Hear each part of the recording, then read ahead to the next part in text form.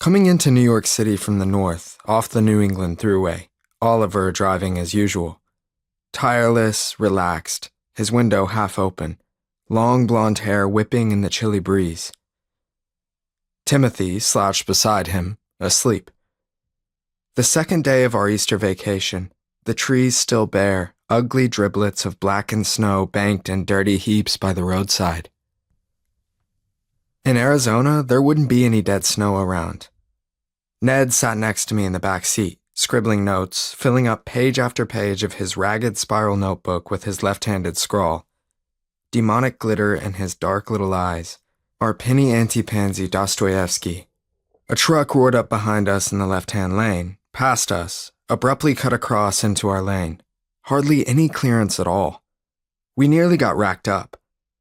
Oliver hit the brakes, cursing, really made them screech. We jolted forward in our seats. A moment later, he swung us into the empty right-hand lane to avoid getting smashed by a car to our rear. Timothy woke up. "What the crap?" he said. "Can't you let a guy get some sleep?" "We almost got killed just then," Ned told him fiercely, leaning forward, spitting the words into Timothy's big pink ear. "How would that be for irony, eh? 4 sterling young men heading west to win eternal life, wiped out by a truck driver on the New England Thruway. Our lithe young limbs scattered all over the embankment.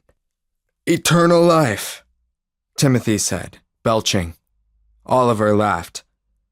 "It's a 50-50 chance," I observed, not for the first time. "An existential gamble. 2 to live forever, 2 to die." "Existential shit," Timothy said. "Man, you amaze me, Eli. How you do that existential number with a straight face. You really believe, don't you?" "Don't you?" "In the Book of Skulls. In your Arizona Shangri-La." "If you don't believe, why are you going with us?" "Because it's warm in Arizona in March." Using on me the airy, casual John O'Hara country club goy tone that he handled so well, that I despised so much. 8 generations of the best blue chips standing behind him. I can use a change of scenery, man. "That's all?" I asked. "That's the entire depth of your philosophical and emotional commitment to this trip, Timothy?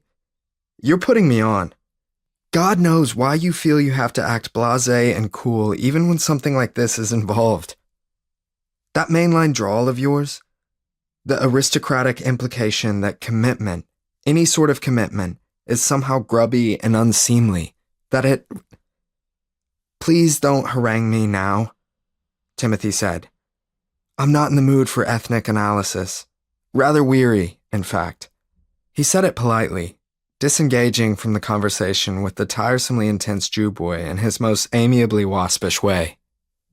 I hated Timothy worst of all when he started flaunting his genes at me, telling me with his easy upper-class inflections that his ancestors had founded this great country, while mine were digging for potatoes in the forests of Lithuania.